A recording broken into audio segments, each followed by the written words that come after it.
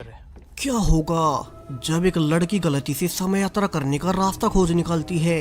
यानी कि अब वो पास्ट में जाकर कुछ भी बदल सकती थी, लेकिन जैसे ही वो पास्ट की घटनाओं से छेड़छाड़ करना शुरू करती है तो उसे तो पूरा भविष्य ही बर्बाद होने लगता है, जिससे कि वो समय के भंवर में यानी कि एक टाइम पैराडॉक्स में फंस गई। सो इससे आगे क्या होगा, क्या वो कैसे भी करके इस पैराडॉक्स को तोड़ पाएगी, सब कुछ चलिए शुरू से जानते हैं हमारी आज की नई time travel scifi series the seven lives में। अब कहानी की शुरुआत प्रेजेंट टाइम में फ्रांस के एक छोटे से टाउन से होती है, जहाँ के अभी बहुत सारे टीनेजर्स एक नदी के किनारे नाच गा रहे थे और पार्टी एंजॉय कर रहे थे। अब इन्हीं में से एक टीनेजर लिया भी है, जो कि अपने दोस्तों के साथ इसी पार्टी में आई है। हालांकि वो बाकी सब की तरह इस पार्टी को एंजॉय नहीं कर रही, बल्कि वो तो बहुत परेशान थी, क्योंकि उसके पेरेंट्स अक्सर एक दूसरे से लड़ते रहते। इसलिए ही अब लिया ड्रिंक के नशे में बाकी लोगों से दूर आ गई, और जब वो एक पत्थर से टकराकर नीचे गिरी तो उसे अपने सामने एक बहुत पुराना नरकंकाल पड़ा हुआ नजर आता है। यानी कि अब इस नई टाइमलाइन में कोई डोरा एग्जिस्ट ही नहीं करती। लिया सब समझ गई कि उसके पास्ट में जाने से कुछ तो बदला है, क्योंकि डोरा तो असल में उसकी और लेने की बेस्ट फ्रेंड थी और वे तीनों अक्सर एक साथ ही रहा करती थी। तो वो अब जल्दी से रेने के साथ डोरा के फूड ट्रक के पास जाकर डोरा की माँ से पूछने लगती है कि उनकी बेटी डोरा आज कहाँ है। और ये सुनकर तो उस औरत ने कहा कि उसकी बेटी कहाँ से आएगी जब उसने कभी कोई शादी ही नहीं की। तभी लिया को डोरा की माँ के हाथ पर वही टैटू नजर आता है, जो कि सेम टैटू उसने पियत्रो की बॉडी में जेनिफर के हाथ पर देखा था। यानी कि लिया ने जब इस बार पास्ट में जाकर पियत्रो की बॉडी में जेनिफर के साथ उसकी सेटिंग करवा दी, तो इससे उनका पूरा फ्यूचर ही बदल गया।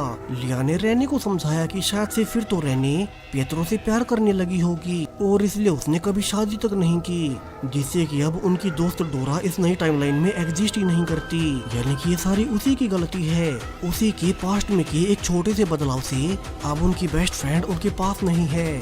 तो उसे फिर से पास्ट में जाकर जेनिफर और पियत्रो का रिश्ता तोड़वाना होगा, ताकि भविष्य फिर से पहले जैसा हो जाए और उनकी दोस्त डोरा वापस आ जाए। लिया जो कि पास्ट को बदलकर भविष्य सुधारने निकली थी, उसे अब समझ आ गया कि समय से खेलना कितना खतरनाक हो सकता है, और वो फैसला कर लेती है कि इस बार वो पास्ट में जाकर पियत्रो को फिर से सैंड्रा से मिलवाएगी, जिससे कि उसकी असल में शादी होनी थी।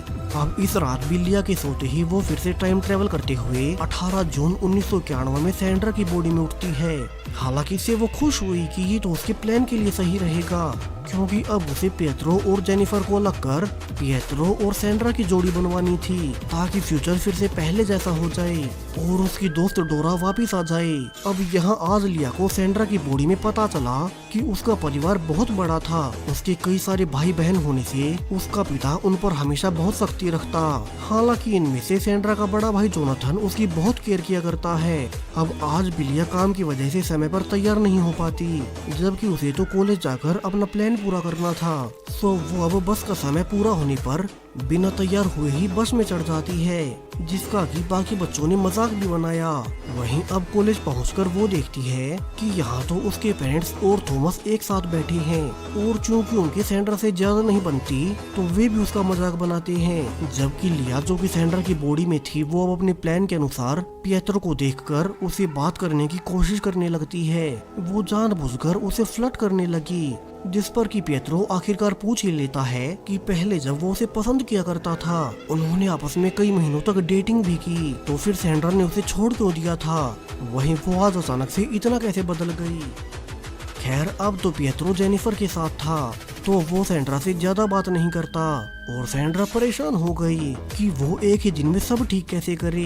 वही अब उसे सुबह से ही अपनी हालत बहुत खराब सी लग रही थी, तो वो अब टेस्ट करने पर रियलाइज करती है कि सैंड्रा तो इस वक्त प्रेग्नेंट है। उसे पियत्रो के दोस्त से बात करने पर पता चला कि सैंड्रा के पास ये बेबी किसी और का नहीं बल्कि पियत्रो का है, जब वे डेटिंग कर रहे थे। और ये जानकर तो लिया को बहाना मिल गया कि अब तो पियत्रो को जेनिफर को छोड़कर सैंड्रा के पास वापस आना पड़ेगा।